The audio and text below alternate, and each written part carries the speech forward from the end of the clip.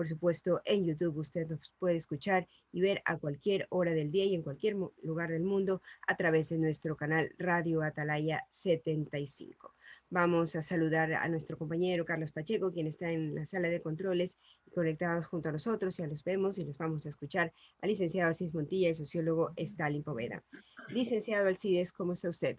Muy buenos días. Buenos días, Teresa. Buenos días, Stalin Poveda, el director del programa, y también saludamos a Carlos Julio Pacheco, que maneja los controles. Pero fundamentalmente, como siempre lo hacemos, tenemos que saludar en primera instancia a toda la amable audiencia de Atalaya, la que no solamente nos escucha en Guayaquil, también la que nos sintoniza en las distintas provincias del Ecuador, sino también los que nos oyen en todo el mundo, porque Atalaya, a través de nuestras redes sociales, están siempre disponibles para que cualquier persona en cualquier parte del mundo nos pueda sintonizar. Como siempre, a todos, a los que ya nos están escuchando, a los que están sintonizando Atalaya, gracias, muchas gracias por hacerlo. Reciban de nosotros un abrazo imaginario a la distancia, adelantándoles algo respecto a los últimos acontecimientos que sucedieron ayer y siguen sucediendo en los Estados Unidos. Una última declaración de esta madrugada del presidente Donald Trump, escuchen bien, Donald Trump promete una transferencia de poder ordenada. Después de la confirmación formal de la victoria del presidente electo Joe Biden en el colegio electoral, el presidente Trump dijo esta madrugada que la decisión representa el final, y eso ya entre comillas, representa el final del mejor primer mandato en la historia presidencial. Este hombre está delirando. Bueno, dice también, aunque estoy totalmente en desacuerdo con el resultado de las elecciones y los hechos me respaldan, habrá una transición ordenada el 20 de enero, dijo Trump en un comunicado. Es la primera vez que Trump dice esto. Es la primera vez que Trump dice esto. Y esto decía delirando porque él dice que la decisión que ha tomado representa el final del primer mandato, del primer mejor mandato en la historia presidencial. Él mismo se autocalifica como que ha sido el presidente que ha cumplido el mejor primer mandato en la historia presidencial estadounidense. Increíble, estimada Teresa. Siga usted. Así es, siempre ha sido característica de la personalidad del presidente de Estados Unidos. Vamos a saludar en este momento al sociólogo Stalin Poveda Granoble, director de Cinemarres. Muy buenos días. Buenos días ecuatorianos. Teresa, es un placer saludarla el día de hoy, como todos los días, por supuesto, también a nuestro compañero Alcides Montilla y en los controles a Carlitos Pacheco. El antecedente que acaba de hacernos conocer Alcides Montilla nos lleva en el desarrollo de este programa a profundizar en algunas categorías que por lo general se habían subordinado a coyunturas de orden político y a juegos de intereses que se veían en la práctica solo en países subdesarrollados o en vías de desarrollo respecto a cómo es el manejo y la convivencia democrática de los países y la fortaleza institucional. Vamos a analizar estos temas a lo largo de este programa con motivo de lo que ha pasado en Estados Unidos, Norteamérica. Se supone el guardián de la democracia. Muchos dicen que hoy se han convertido en el rehén de la democracia.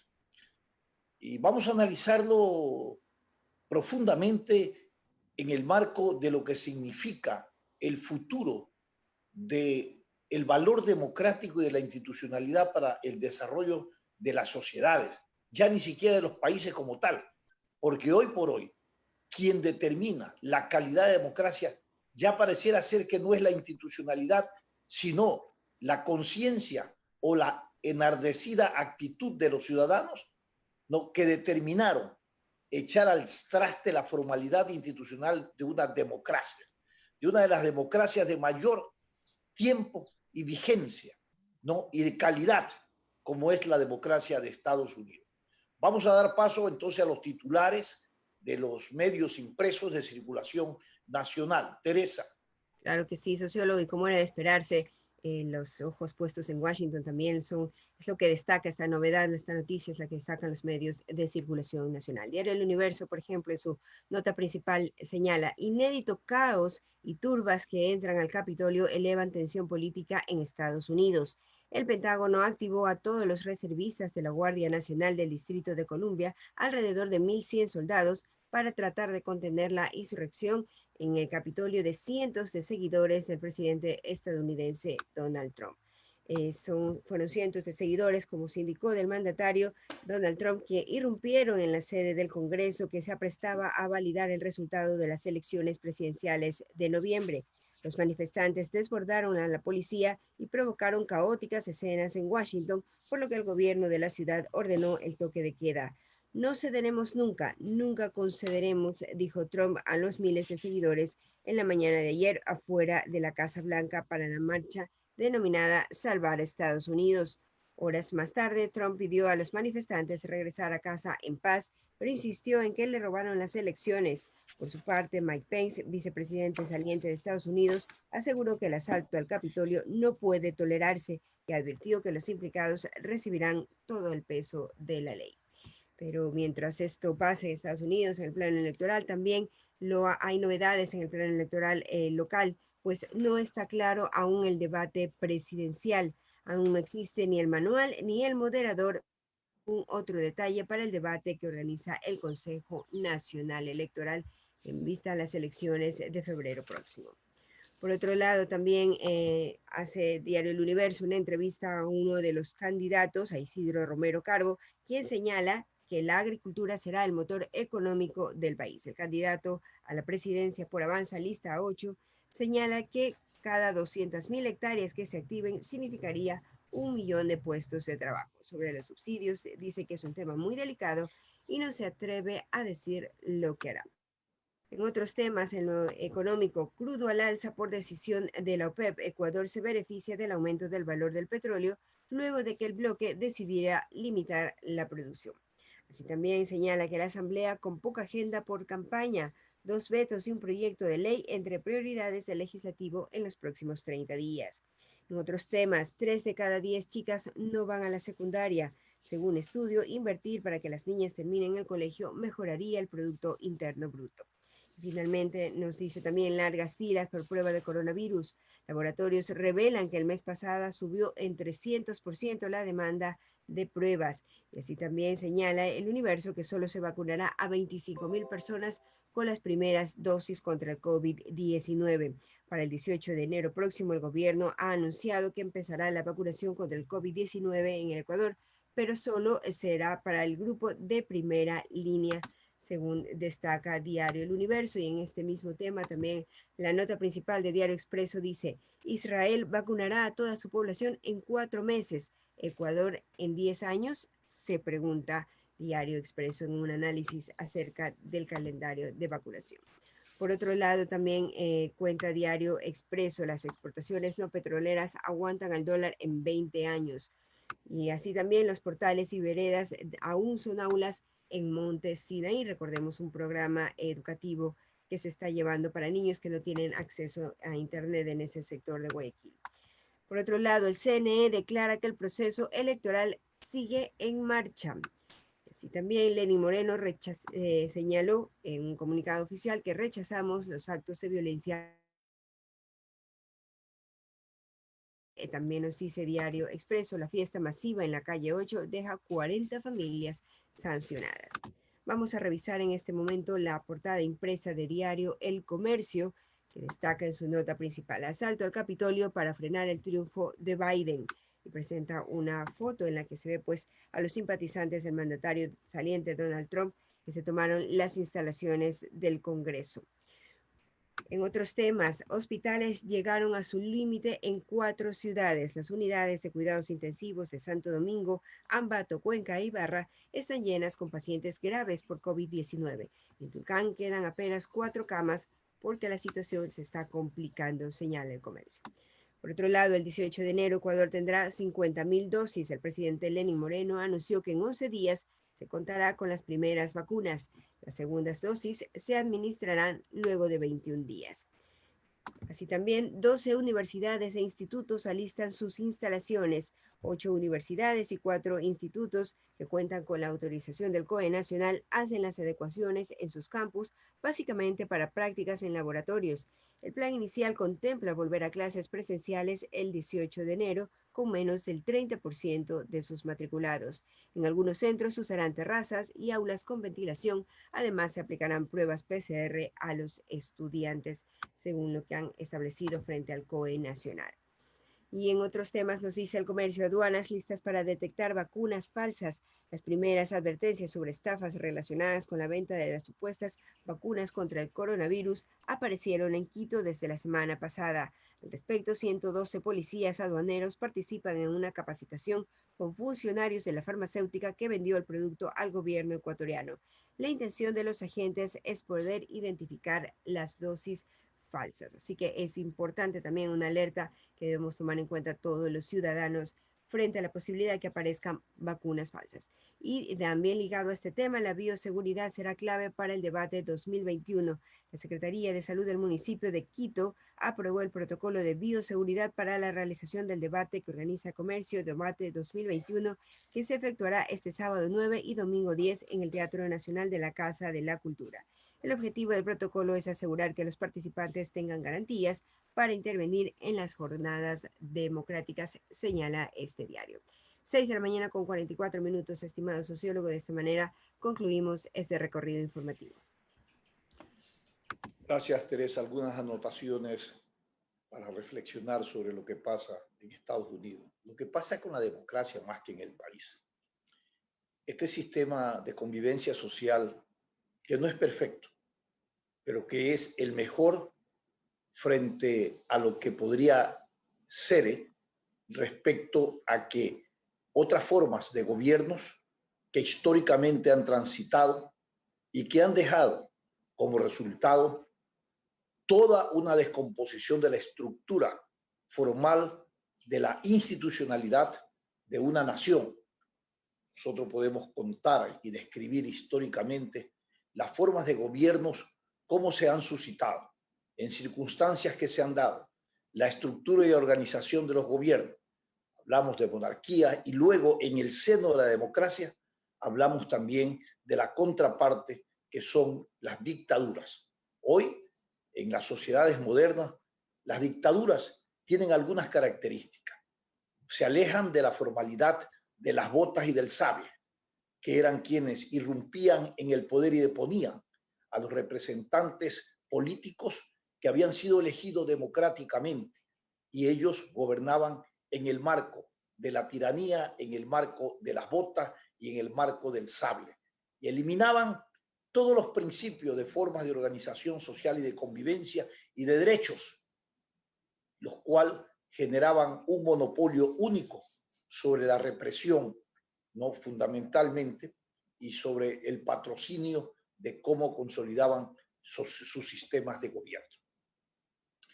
Luego llega y se consolida todo un sistema democrático, que vuelvo a decir, no es el perfecto, pero es el mejor que se tiene en la convivencia humana y social.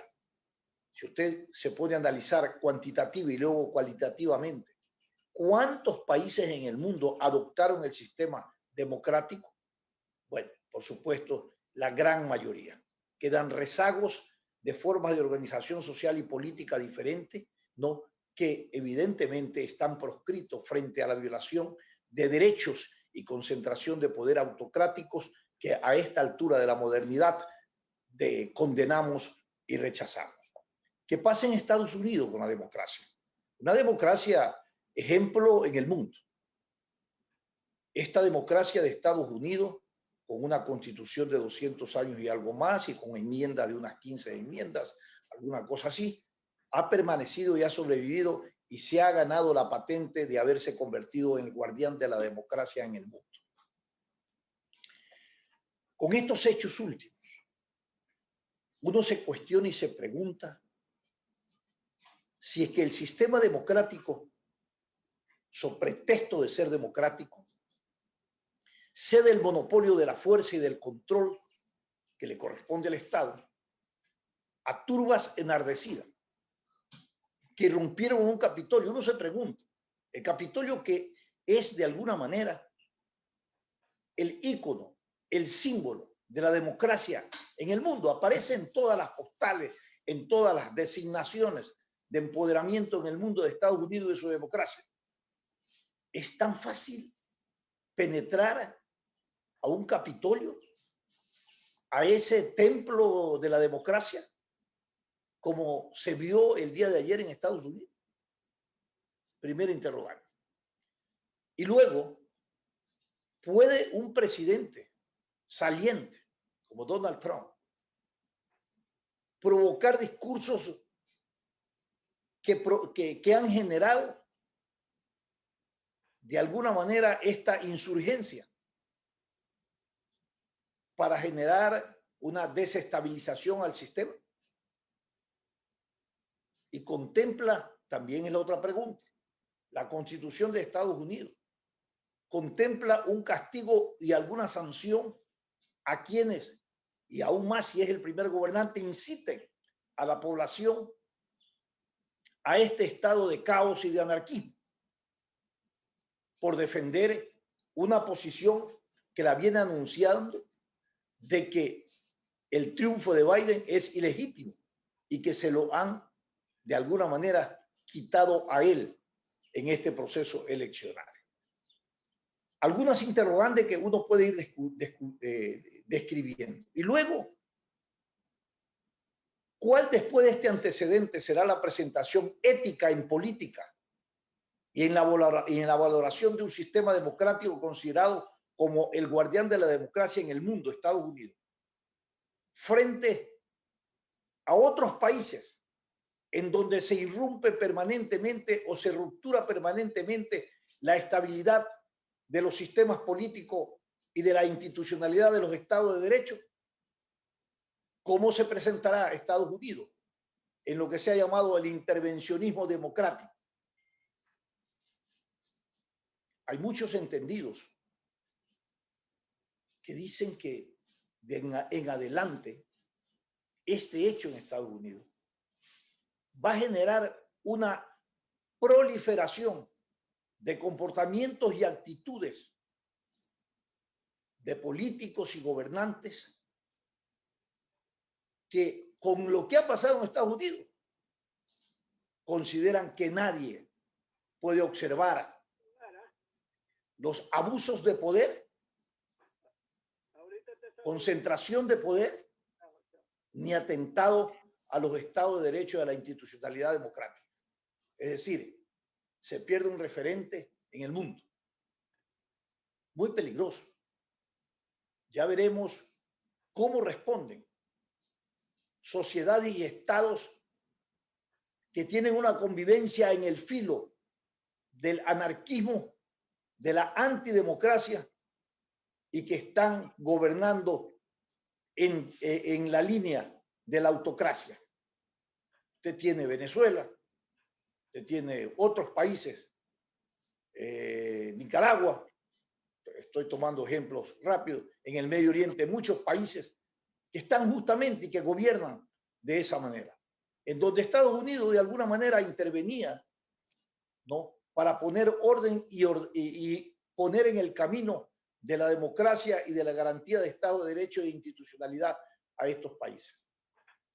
Fueron criticadas estas formas de intervencionismo de Estados Unidos, porque después se derivaban en otros juegos de intereses que no necesariamente correspondían a los intereses de la institucionalidad y a los intereses del modelo democrático del Estado de Derecho.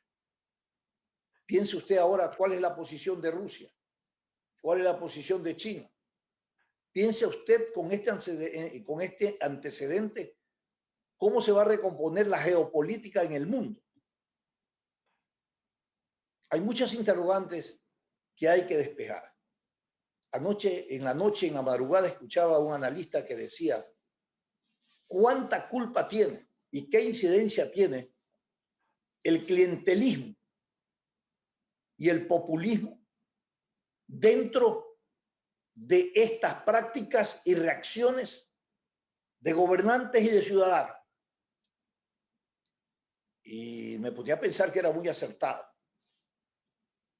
porque previo a esto y durante muchos meses después de las elecciones, Donald Trump, ¿no?, quiso posicionar la tesis del fraude electoral, que le habían robado las elecciones. Por todos los lados, 90 juicios en las cortes respectivas, aún con la comisión de jueces que él nombró, le dijeron, no señor, aquí todo ha sido transparente. Y él insistió hasta el último momento. En sus declaraciones últimas, cuando ya las dos cámaras del Senado, del Congreso, determinaron que el procedimiento había sido transparente, que no había nada que juzgar, dice, entre otras cosas, Trump, que acepta la salida de la Casa Blanca y que va a haber una transición ordenada. Pero también dice que es solo el comienzo de una lucha por hacer grande a Estados Unidos de nuevo. Yo no sé dónde se busca la grandeza. En torpedear y boicotear estructuras institucionales y credenciales democráticas de un Estado que ha sido ejemplo de convivencia social democrática. En la madrugada se analizaba la posibilidad de aplicar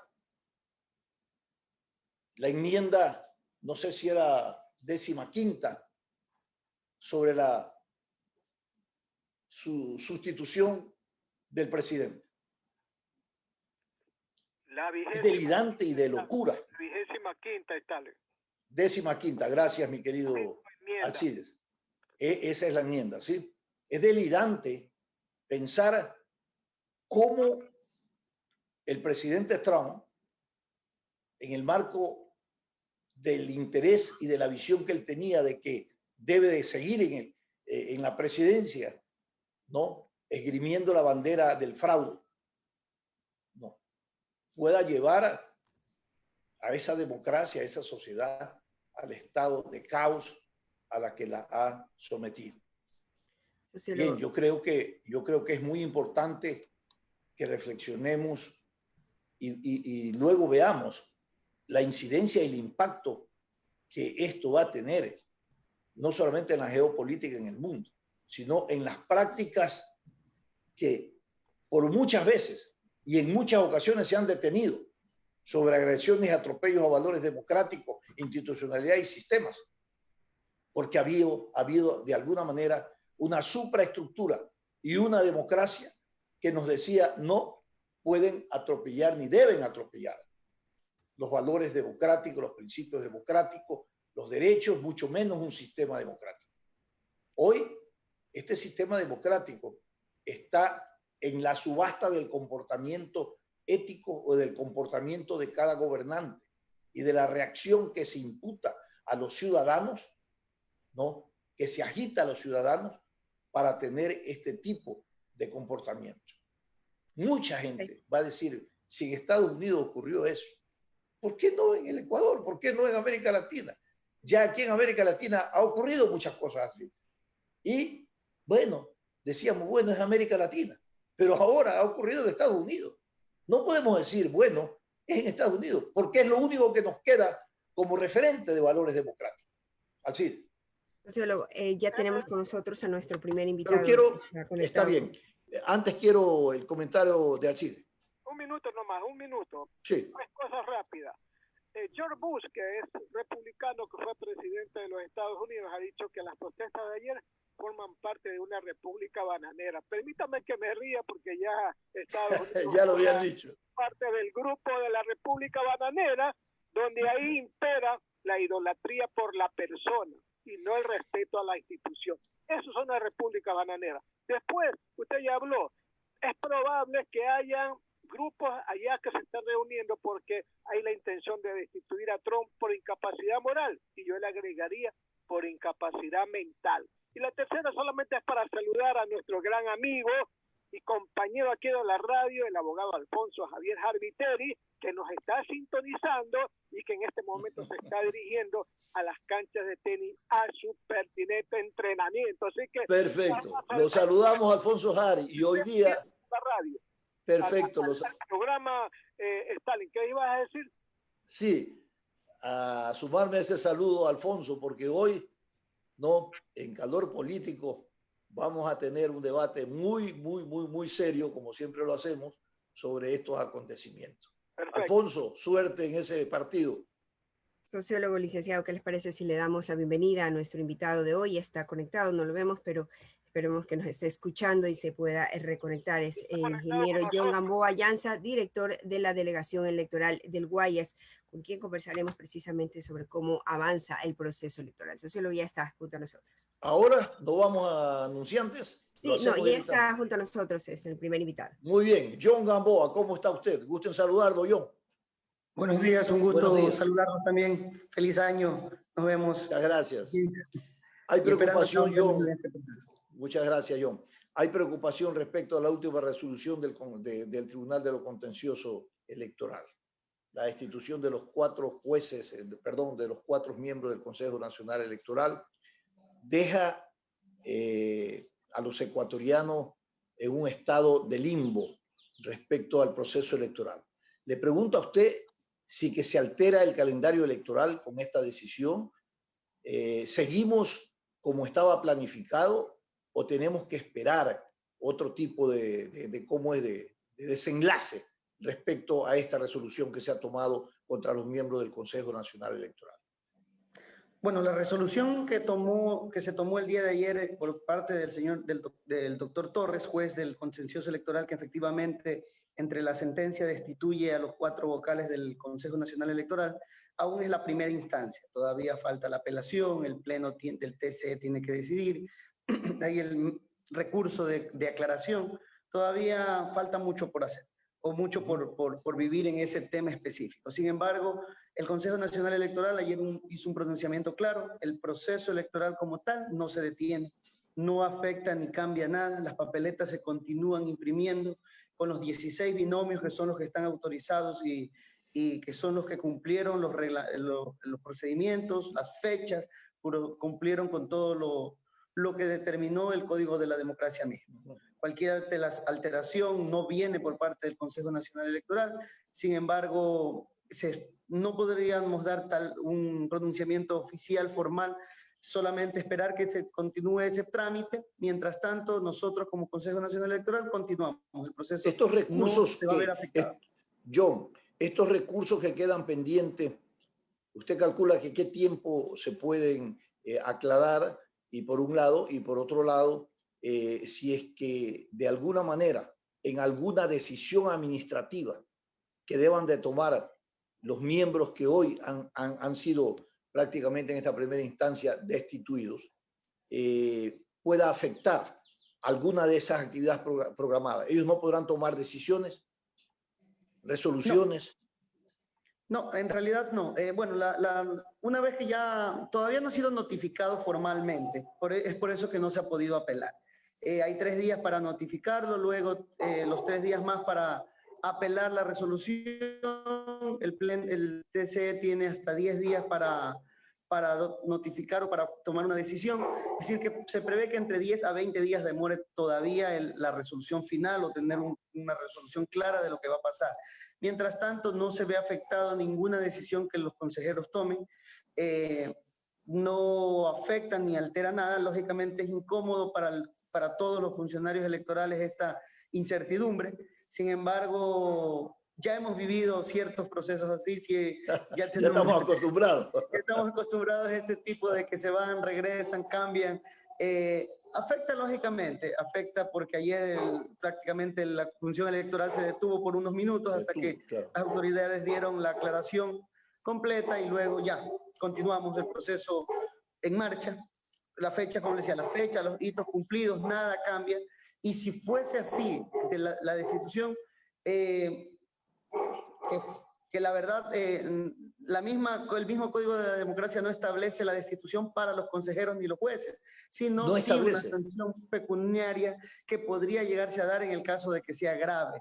Hay otro tipo de sanciones que pueden hacer, porque estamos en pleno proceso electoral, no se puede cambiar las autoridades electorales de esta forma. Sin embargo, como les decía, hay que esperar las resoluciones claras para poder dar una opinión al tema, pero mientras tanto, estamos tranquilos, estamos bien, estamos trabajando para el proceso. Con la cuenta Correcto. regresiva, ya nos falta 30 días. Estamos en la cuenta regresiva, en 30 días. Todavía entonces, ¿se ha detenido la impresión de la papeleta? ¿Se va a detener esperando una resolución? No, la impresión de las papeletas no se ha detenido, continuamos normal. Las 16, como les decía, en el tema presidencial con los 16 binomios, en el tema nacional también las 21 listas. En el tema provincial, nosotros sí estamos esperando una resolución de parte del TCE por el tema de Fuerza Ecuador, porque hay una impugnación por esa lista. Una vez que ya se determine eso, ya se podrá enviar para imprimir las papeletas de Guayas, pero todavía estamos a tiempo para poder hacerlo. No hay un retraso, estamos dentro de lo que está permitido en la ley. ¿Hasta cuándo es la fecha de impresión para que ya estén listas las papeletas?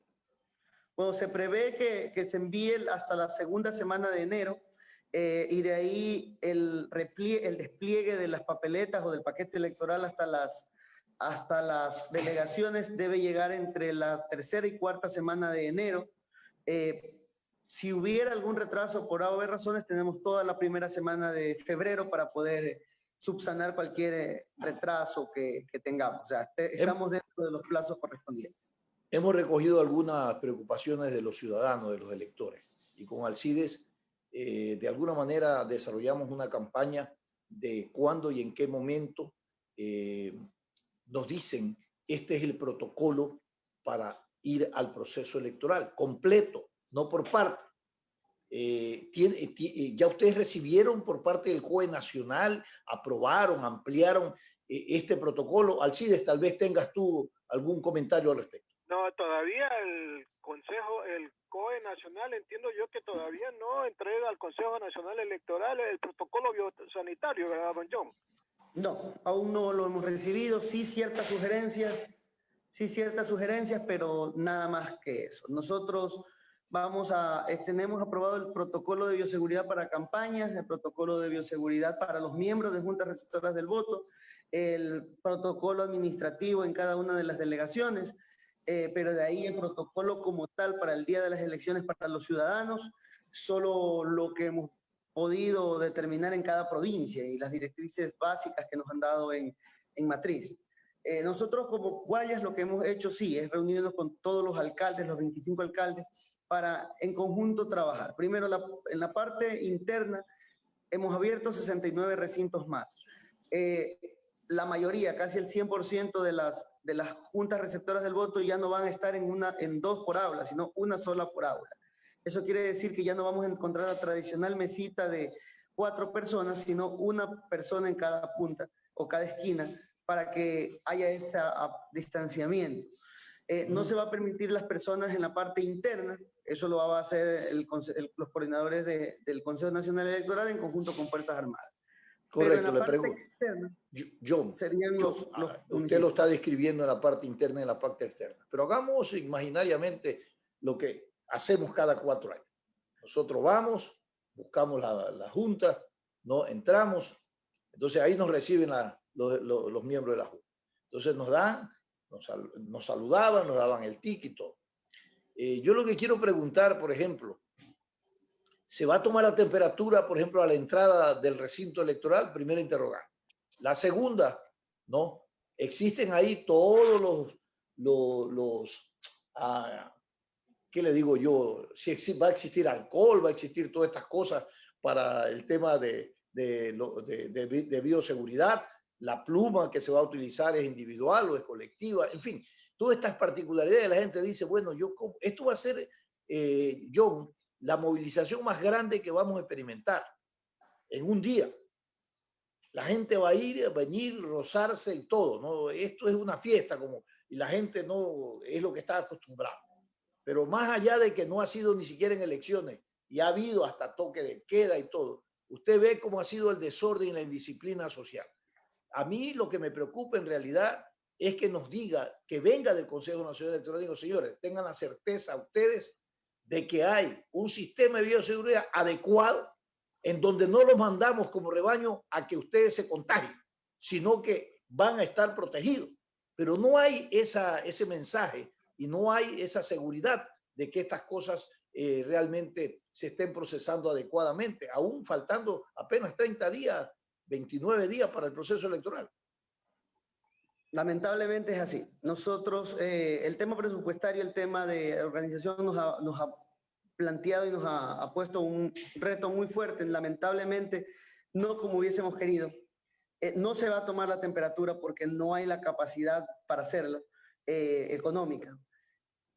No podemos tomar la temperatura a los 13 millones de ciudadanos que están citados a votar.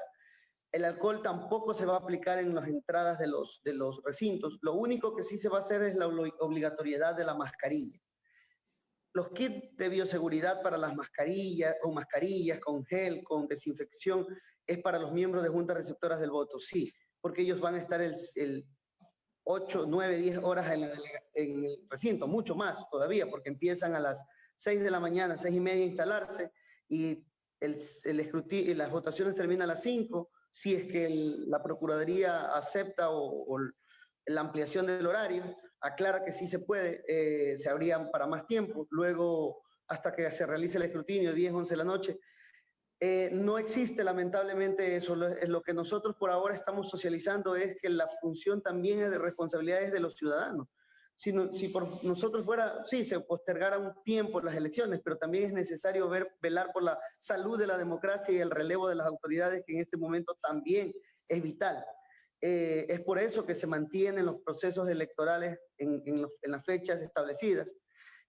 Lo que sí estamos haciendo es incitar a los ciudadanos que no haya ese turisteo ese día, sino que se sepa dónde vas a votar. Es probable que haya cambiado inclusive el tradicional lugar donde votabas antes, porque como hemos cambiado recintos que antes se usaban un solo piso, ahora se usa el segundo y el tercero. El colegio que antes solo se usaba un bloque, ahora se ocupa el coliseo, se ocupan todos los bloques. Hay recintos, la Universidad de Guayaquil, que fueron quitadas juntas para que 29,000 personas ya no tengan que ir para allá. Es decir, ha cambiado mucho, casi todas las juntas receptoras del voto han cambiado. Saber dónde vas a votar, tratar de ir sabiendo por quién vas a votar. Puedes llevar tu esfero personal, sin necesidad de que uses el que todo el mundo lo usa. Y el biombo que vamos a usar es de polipropileno, ese sí lo vamos a estar desinfectando varias veces, pero igual queda el riesgo latente. Lo que nosotros tratamos de hacer es disminuir un poco el riesgo, pero de ahí lo que corresponde también es parte del control o de la responsabilidad de los ciudadanos. Dígame una cosa, John, había un cuestionamiento de que ustedes están utilizando, habla del presupuesto que efectivamente ha sido restringido, utilizar 2 millones para un conteo rápido cuando hubieran podido poner esos 2 millones para todo este protocolo de bioseguridad que realmente preocupa. Bueno, no es de 2 millones el presupuesto para hacer, es de cerca de 300,000, 400,000 dólares el que se va a usar para el conteo rápido. Pero también eso es parte de la necesidad de que haya un resultado más rápido, más concreto, más directo, más formal, para evitar las suspicacias, los inconvenientes, el que el uno se cree ganador y el otro no. Entonces, evitar manifestaciones claras de alteración contra las delegaciones. Es decir, esa también es parte del porqué del conteo rápido. Pero puede tener un efecto contrario. El conteo rápido institucionalizado, oficial del Consejo Nacional Electoral, puede tener el efecto contrario de lo que usted está describiendo. Porque al final, si es un conteo rápido, después de que termina el proceso electoral, porque no es a boca de urna, sino entiendo que después, cuando ya las actas se van contabilizando, eso te va a generar un análisis de tendencia, ¿no? Entonces, va a estar el Consejo Nacional involucrado en que desde el comienzo el Consejo dijo, esta es la tendencia que va un poco desarrollándose. Mientras paralelo a eso se ha autorizado también a la empresa privada a hacer conteos. Sí, bueno, efectivamente no es a boca de urna, no es con resultados oficiales. Lo que se hace es un muestreo en general de los recintos electorales, los cuales van a dar el resultado formal y van a tomar fotografías del acta de escrutinio antes de que se escanee, pero es la misma acta que se va a escanear. Es decir, sí, efectivamente son tendencias reales de la votación, de un muestreo de al menos el 6%, del 6 al 10%, no recuerdo exactamente, de las actas o de las juntas a nivel nacional de cada uno de los sectores. No es que vamos a coger solo de Guayaquil, sino de todos los puntos de todo a nivel nacional. Alcides, continúa. Ya está con nosotros nuestro siguiente invitado. Lamentablemente se nos ha acabado el tiempo. Alcides, agradecemos a Teresa, está bien, un ratito, a ver. Por haber estado junto a nosotros. Al otro invitado porque hay todavía un tema, algunas cosas que tenemos que aclarar, pero enseguida vamos con el invitado para este programa. Alcides. Mire, abogado John Gamboa, mucha gente dice, bueno, ¿cuánto es la multa por no ir a votar? No sé si 40, 80 dólares. Prefiero pagarla y no estar comprometido en alguna transmisión del virus. ¿Ustedes han previsto esa situación? Sí hemos recibido varias quejas, varias personas que han sido designados miembros de juntas receptoras del voto y también han dicho eso. ¿Cuánto es la multa para poder presentarse?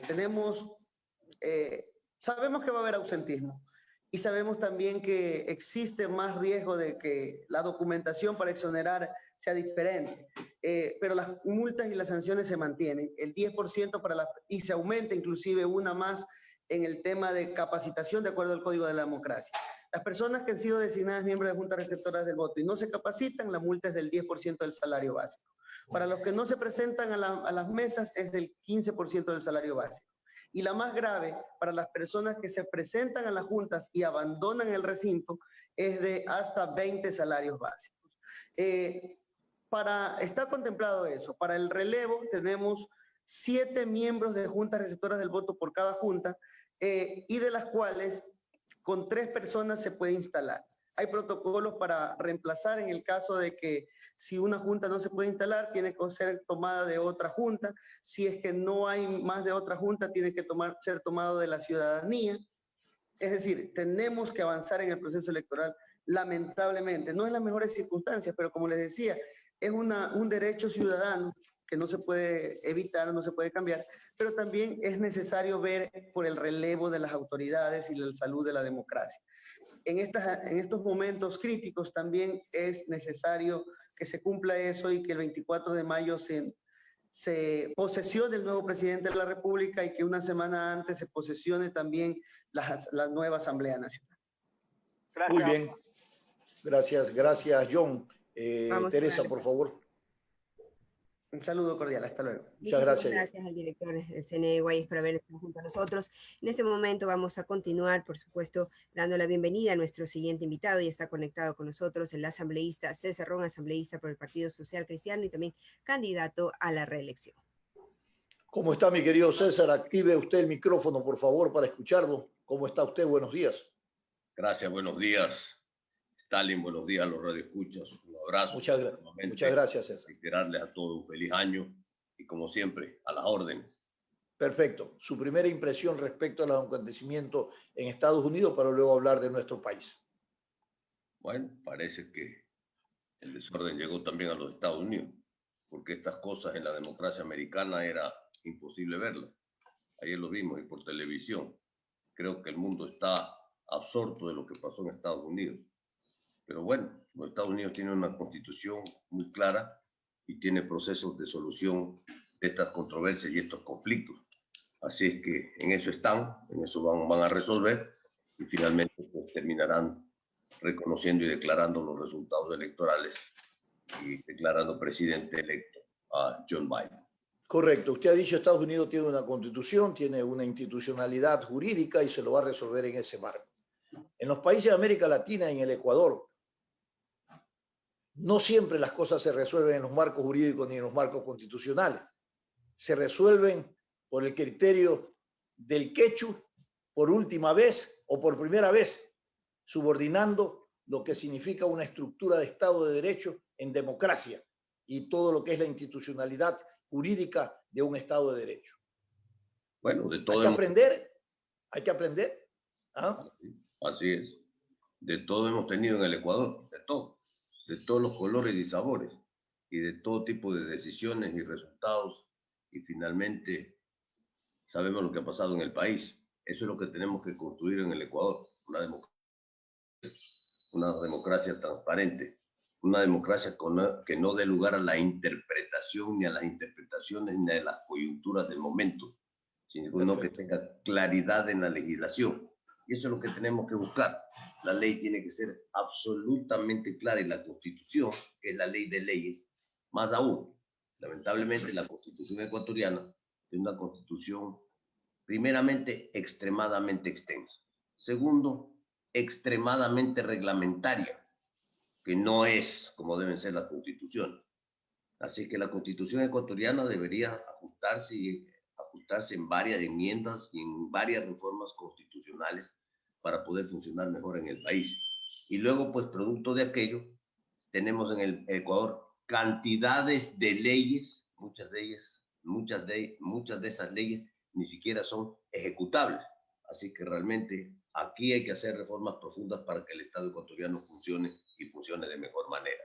Perfecto, un marco constitucional y jurídico de un Estado de Derecho que ha sido creado con vacíos y discrecionalidades que han propiciado corrupción y, por cierto, han terminado en impunidad. Eso hay que cambiar, César.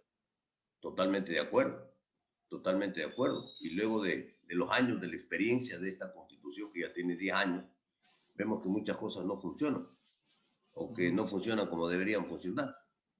Tenemos cuerpos colegiados demasiado grandes, demasiado extensos, como la propia Asamblea Nacional, 137 miembros, sin una regulación, sin una ley que ponga un tope. Es decir, sigue creciendo la población y entonces este cuerpo colegiado va a seguir creciendo también. Entonces, correcto, si creemos que hoy con 137 tenemos demasiados problemas, ¿qué será cuando tengamos después de 10 años 180 asambleístas? Entonces, lo que se tiene que hacer es una reforma constitucional. Lo he planteado, está dentro del proyecto de las enmiendas que se está discutiendo ahora en la Asamblea Nacional para reducir la Asamblea a 75 miembros. Si esto no prospera en este periodo legislativo, pues tengo listo el proyecto de reforma constitucional para presentarlo en el próximo periodo para reducir la Asamblea a 75 miembros. ¿Cómo? ¿Qué quiere decir el cómo? A ver, el cómo. Se eliminan los 15 diputados nacionales. Uno por cada provincia, porque todos tenemos que ser iguales y tener representación. Y luego lo fundamental, la proporcionalidad. Uno por cada 300.000 habitantes y finalmente uno por cada representación o circunscripción del extranjero. Total, 75. Una asamblea que pueda funcionar, que sea más eficiente y que también sea fácil de controlar. Así es que eso está planteado y en eso vamos a trabajar, mi querido Stalin. Y también eliminen los distritos, que es una alcahuetería eso. ¿Perdón? Eliminen los distritos, que es una alcahuetería. Los distritos electorales es la cercanía del pueblo. Sí, en teoría, en la práctica eso no funciona. Usted sabe que lamentablemente, pues, el distrito electoral debería ser unipersonal. También debería tener una reforma el distrito electoral para que haya una nominación de la sociedad civil dentro del distrito electoral, como ocurre en otros países del mundo, para evitar justamente el planchazo. Ahora hemos regresado al planchazo. Hemos regresado al planchazo porque antes se podía escoger entre listas. Ahora no, ahora hay que escoger entre una sola lista. Pero en todo caso, el distrito electoral sigue siendo mejor Stalin, y yo lo defiendo, y siempre lo defendí desde la Asamblea Constituyente de Montecristi en el año 2007, por la cercanía que debe tener el electorado y el elector. Porque lamentablemente, si no, ¿qué tendríamos? ¿Qué es lo que tendríamos? Lo del pasado. En Guayas, una sola lista de 20 diputados y usted no sabe ni por quién vota. Entonces, creo que eso tampoco está bien. Lo dogmático estaba bien concebido respecto a los distritos, mi querido César. Lo pragmático es lo que generó todo este diversionismo, ¿no? Y esta manipulación de aproximación del candidato a los ciudadanos. Hay candidatos de distritos que no viven en el distrito y son candidatos. Sí, bueno, ahora la ley no lo permite. Ahora no lo permite porque es la última votación. O ha votado en el distrito, entonces lo conocen en el distrito, o tiene que vivir en el distrito. La ley es muy clara el día de hoy. Por eso es que... Claro, ahora Claro, ahora yo, ¿qué es lo que voy a hacer, no? Si estoy pensando ser candidato para las próximas elecciones, ya voy a votar al distrito donde me toca, me cambio. Sí, o sea, es un sainete antidemocrático. O sea, yo creo que las reformas que tú estás planteando son las correctas que debe de asegurarse. Yo estoy de acuerdo que haya esa proximidad del candidato con el ciudadano. Es el contacto más cercano al poder, como quien dice, al que le otorgas al candidato, al presidente, al que le otorgas al asambleísta. Pero bueno, manéjese una regulación que articule realmente esa relación, esa cercanía. ¿Ya? Bueno, tiene que vivir en el distrito o votar en el distrito para que la gente del distrito pueda ir a tocarle pues, la puerta a su diputado. Claro, pues, lógico. Y diga, a ver, el señor Ron vive, ahí vive Ron, ¿no es cierto? Aquí está. Entonces, un día de estos que va llegando a la casa, lo pesco a Ron porque necesito hablar con él de un tema aquí del distrito, de la ley, correcto, etcétera. Esa es la idea, esa es la concepción básica, ¿no es cierto? Por esa razón es importante esa cercanía que tiene que haber entre el candidato y el elector. ¿En qué momento llegamos a esta fractura institucional? La resolución del Tribunal de lo Contencioso Electoral, nosotros decíamos aquí con Alcide, le pusimos un título a esta confrontación de estos organismos que representan la autoridad respecto a procesos electorales, es una pugna que repugna. Pero hoy no se quedó en la repugnancia, hoy vomitó. Y vomitó todo un brebaje antidemocrático vergonzoso. ¿Qué está pasando, mi querido? Usted ha tocado algo que es fundamental para la democracia, pero además lo está haciendo en unos términos extremadamente duros de tales. ¿Sí? Este es un manejo totalmente irresponsable. Qué bueno, qué bueno. ¿Cómo entender que a un mes de las elecciones, porque hoy día que estamos conversando, falta un mes para ir a votar? Resulta que un magistrado, que un juez del contencioso electoral destituye a los miembros del Consejo Nacional Electoral. Es decir, ¿qué es lo que ha hecho ese juez? Porque eso es lo que tenemos que entender. ¿Qué es lo que ha hecho ese juez? Ha desmantelado el Consejo Nacional Electoral, con lo cual no podrían haber elecciones. ¿Sabe qué es lo que le salva? La posibilidad de apelación que tienen en derecho los jueces, los miembros del Consejo Nacional Electoral. Porque si no hubiera apelación, que también es otra leguleyada, entre comillas, nada más, ¿no? Para salvarlos mientras dura el proceso de apelación, a ver si terminan las elecciones, ¿no es cierto? O cómo se maneja esto. Pero esto es una barbaridad. Que un juez, uno, no un cuerpo colegiado, porque estábamos hablando en su momento de la institucionalidad, de reforzar la institucionalidad, de fortalecer los cuerpos colegiados. Un juez del Consejo, del Contencioso Electoral, uno, se comió al Consejo Nacional Electoral y pone en vilo y en duda y en peligro las elecciones de la nación, de la República del Ecuador. Esto es una barbaridad por donde lo quiera ver, Y ustedes han utilizado todos los términos que se tienen que utilizar, pero esto es una barbaridad que no puede ocurrir nunca más en el Ecuador. Habrá que hacer todas las reformas que se tengan que hacer y cubrir estos huecos legales. Acuérdense, Stalin, que empezamos hablando de la Constitución, de las interpretaciones, de lo reglamentaria que es la Constitución. Y mire, esto que está ocurriendo ahora es producto de lo que comentamos al inicio de esta entrevista, que es lo que no puede seguir ocurriendo en el Ecuador. Así es. Alcide, 5 minutos más. Dale. Sí, lo saludamos, don César Ron. Ayer casualmente entrevistamos a un dirigente de Daule perteneciente al correísmo y le hacía una pregunta relacionada con si estaba de acuerdo que los recursos vía impuestos que se pagan, impuestos a la renta que se paguen en las ciudades, debería ese dinero quedar para el desarrollo de ese cantón o de esa provincia. Y él dijo que no era necesario, que es inequitativo, etcétera, etcétera. Yo le he escuchado a usted decir algo respecto a Daule, por ejemplo. ¿Cuánto recauda Daule en relación con otras ciudades del país? ¿Y por qué los recursos que se generan en cada ciudad deben de quedarse para el desarrollo de cada región, don César? Mire, Alcide, buenos días. Mire, eso es importante que el país conozca.